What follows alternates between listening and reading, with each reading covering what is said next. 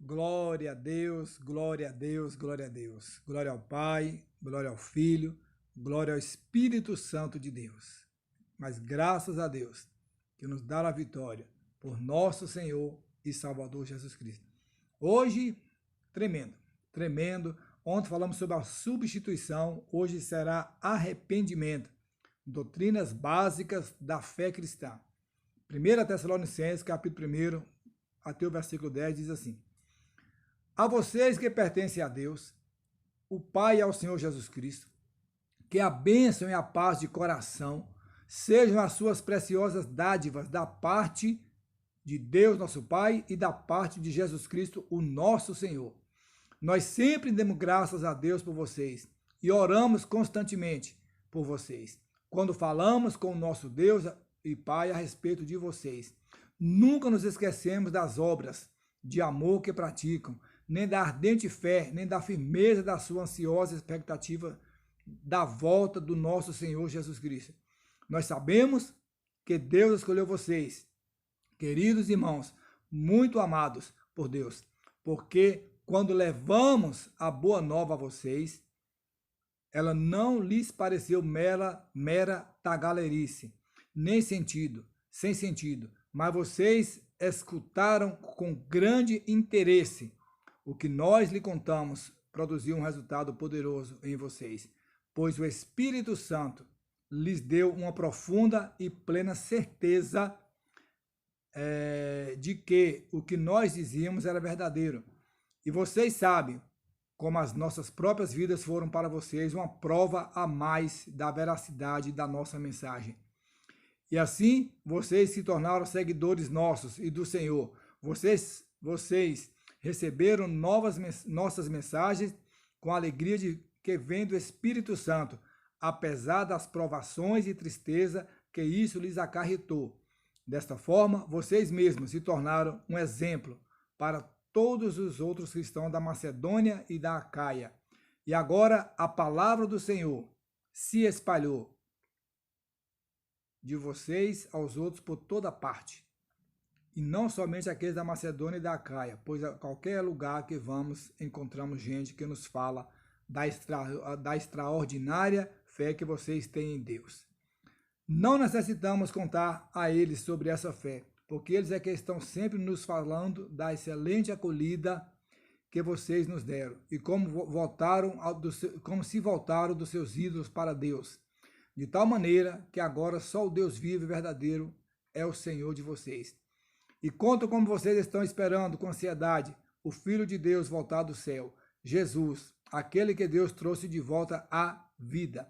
E ele é o único que nos pode salvar da terrível ira de Deus contra o pecado. Eu fiz questão de deixar essa leitura, e você medite também, porque aqui Paulo fala da forma como a palavra chegou a Tessalônica e como eles aceitaram aquela palavra. E como eles foram transformados, abandonando o costume antigo de adorar a ídolos mortos e passando a adorar o Deus vivo, na firme expectativa do retorno de Jesus. Olhe bem, a característica do Evangelho é a simplicidade, né? Um Evangelho simples, sem remendo, sem enfeites, né? Quando o apóstolo Paulo declarou o carcereiro de Filipos, né, os termos da salvação, disse: crê no Senhor. Paulo estava preso. Ele falou para o carcereiro o quê? Crê no Senhor Jesus Cristo e será salvo tu e a tua casa. Aquele homem queria tirar a sua própria vida, né? Quando os cárceres caíram, ele falou: poxa, agora estou acabado. Mandaram prender esses homens aqui com toda a segurança e agora estão livres, né? Mas o anjo derrubou os cárceres e eles não fugiram. Eles não fugiram. Mas o arrependimento que nós queremos falar nessa noite é algo que nasce dessa tarde, é algo que nasce dentro de nós, né? Olhe bem, é por essa razão que muitos pregam a salvação pela fé e boas obras, ou salvação pela fé e batismo, ou salvação pela fé e por pertencer a uma igreja, ou ainda salvação pela fé mais arrependimento, né? Então você tem que pregar a salvação pela fé acrescida de arrependimento. Todas essas tentativas são para perturbar a mente do homem, que precisa ser salvo, em relação ao ponto focal e ao plano básico da redenção. Veja bem, sem um arrependimento verdadeiro, não há salvação. Sem um profundo reconhecimento.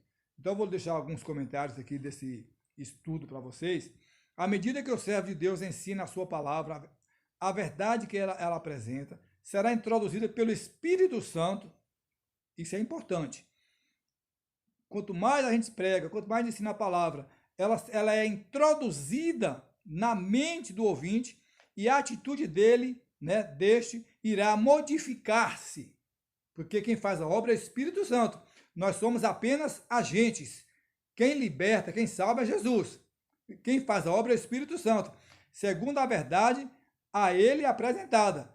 Pregamos a verdade, que é Jesus Cristo, né? Outro ponto. A tristeza, né? Quando a tristeza realiza a sua obra, e quando isso acontece, o resultado é o arrependimento. A pessoa começa a ficar triste. Quando o Espírito Santo começa a trabalhar, ele começa a lembrar de como ele era, como ele andava, o que ele fazia. E aí nasce o arrependimento. E a consequência dessa mudança é a salvação, né? É a salvação. Então a pessoa, ele fala, poxa, eu poderia andar dessa forma, eu não poderia fazer isso, eu maltratei tantas pessoas, eu fiz mal, eu fiz muito mal na minha vida, por que que eu fiz isso? Aí é o Espírito Santo, eu agi assim, eu falei assim, eu me conduzi assim, de forma inconveniente, e hoje eu me arrependo muito. Aí vem aquela tristeza, mas essa tristeza ela é jogada fora e vem uma alegria quando a pessoa nasce uma nova criatura. A salvação, ela vem pela fé, né? Ela não depende da tristeza pelo pecado, mas da fé em Jesus Cristo, tá? Que se ofereceu como sacrifício pelos pecados do mundo.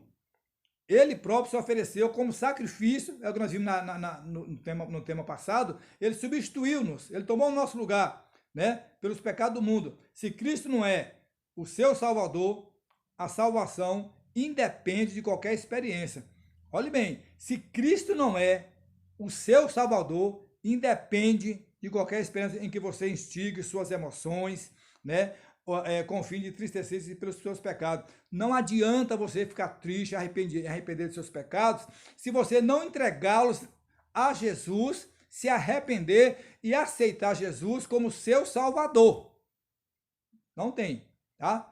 Mas depende, isso sim, de uma mudança de opinião, uma mudança de conduta, não preso à placa de igreja, à denominação, a filosofias, mas uma mudança em Cristo Jesus, tá certo?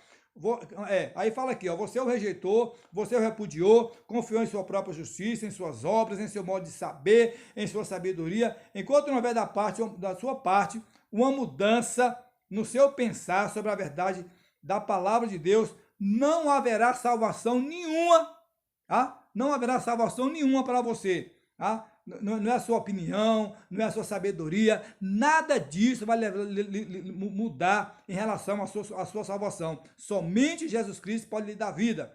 A salvação deve ser precedida por mudança de mente, né? Porém, não depende disso.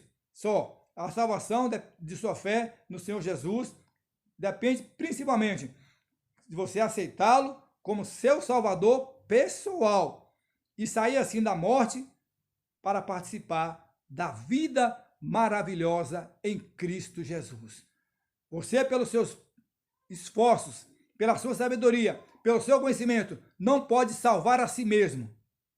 Somente Jesus. Amém? Vou repetir. Você quer aceitá-lo como seu Salvador pessoal e sair assim da morte para participar da sua vida maravilhosa? A escolha é sua. A escolha é sua. Que Deus lhe abençoe e que o Espírito Santo de Deus possa falar melhor em cada coração. O tema de amanhã, redenção. Obrigado, Jesus, porque o nosso arrependimento gerou vida, gerou nova criatura em nosso ser. Obrigado, Senhor, porque até aqui a tua mão tem nos sustentado. Não nos deixe, Senhor, pecar, não nos deixe, Senhor, que nada venha trabalhar de forma negativa em nossa mente. Que o nosso arrependimento, que a nossa mente seja lavada, purificada, transformada pelo sangue do Cordeiro, que vive e reina para todo sempre. Amém e graças a Deus. Obrigado, Jesus. Um abraço Fiquem na paz e compartilhem.